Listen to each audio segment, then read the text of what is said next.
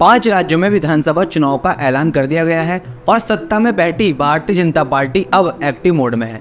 चुनाव आते ही बीजेपी जनता को लुभाना शुरू कर देती है और उससे पहले कौन जनता कौन सा देश ये बीजेपी शायद भूल जाती है।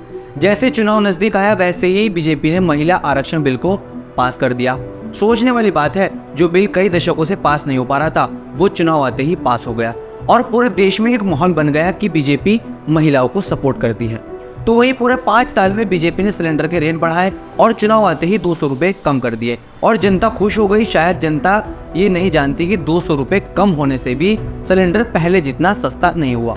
देश में बीजेपी और कांग्रेस आपस में जंग करती हैं, कभी इंडिया वर्सेस भारत तो कभी हिंदू मुस्लिम का मुद्दा, या फिर चाहे मणिपुर का मुद्दा हो या फिर नो हिंसा, ये मुद्दे उठते तो है। जनता गुमराह भी किया जाता है जनता को, और इस जंग में सिर्फ जनता का ही नुकसान होता है, चाहे वो मुस्लिम समाज हो या फिर हिंदू समाज। और कुछ वक्त बाद नया मुद्दा आता है। चलिए, ये तो देश की पॉलिटिक्स है, शायद चलती रहेगी। अब थोड़ा राज्यों का समीकरण जानने की कोशिश करते हैं। मध्य प्रदेश, राजस्थान, तेलंगाना, छत्तीसगढ़ और मिजोरम में विधानसभा चुनाव का बिगुल बज चुका है। 5 राज्यों में सत्ता की चाबी अनुसूचित जाति यानी SC और अनुसूचित जनजाति यानी ST के मतदाताओं के हाथों में है। 2018 में दलित आदिवासी का विश्वास नहीं जीत पाने के चलते बीजेपी को 3 राज्यों में सत्ता गंवानी पड़ी थी। इस बार के चुनावी रण में बीजेपी और कांग्रेस का फोकस SC/ST सीटों पर है, क्योंकि इसे सत्ता के सिंहासन तक पहुंचने की सीढ़ी माना जाता है।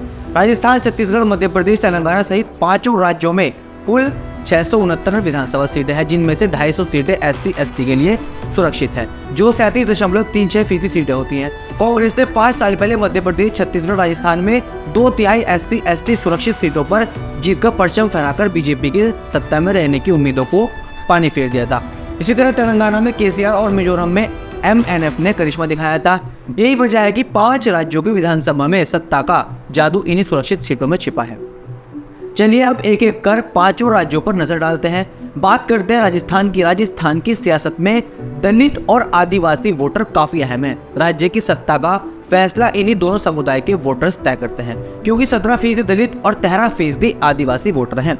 राजस्थान की 200 विधानसभा सीटों में 30% यानी 59 सीटें सुरक्षित है, जिनमें 47 सीटें ST और 35 सीटें SC के लिए है। 2013 के चुनाव में बीजेपी सुरक्षित 82 सीटों में से 53 सीटें जीतने में सफल रही थी, जबकि 2018 में घटकर 25 सीटों पर सिमट गई।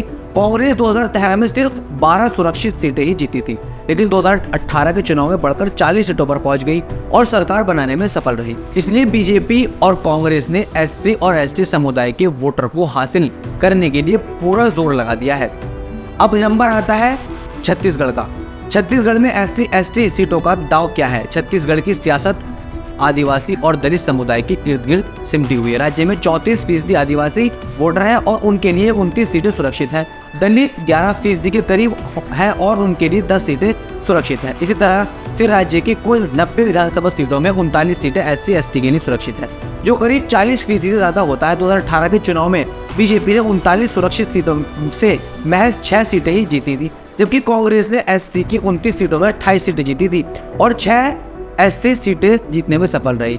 इसके दम पर कांग्रेस बहुमत हासिल करने में वापसी की थी और बीजेपी 15 साल के बाद सत्ता से बाहर हो गई थी। ऐसे में अब दोनों ही पार्टियां SC/ST के लिए पूरा दमखम लगा रही हैं। इसी के साथ तेलंगाना, मिजोरम की SC/ST सियासत भी जान लेते हैं। तेलंगाना में दलित और आदिवासी मतदाताओं को साधे बिना सत्ता पर काबिज होना नामुमकिन है, क्योंकि 18% SC और 12% SC वोटर हैं। राज्य में 30% के करीब दोनों समुदाय के वोटर हैं, जिनके चलते तेलंगाना की कुल 119 विधानसभा सीटों में 31 सीटें सुरक्षित है, जिनमें से 12 सीटें ST और 29 सीटें SC के लिए रिजर्व है। 2018 विधानसभा चुनाव में ज्यादातर सीटें KCR जीतने में सफल रही थी, लेकिन इस बार सियासत कुछ बदली बदली नजर आ रही है। कांग्रेस ने पूरे दमखम के साथ SC सीटों को फोकस करना शुरू कर दिया है और बीजेपी ने। वहीं मिजोरम की सियासत तो आदिवासी समुदाय के हाथों में ही है, क्योंकि पूरा इलाका पहाड़ी है। राज्यों की कुल 40 सीटों में से 39 सीटें ST समुदाय के लिए रिजर्व है, 1 सीट सामान्य वर्ग के लिए है।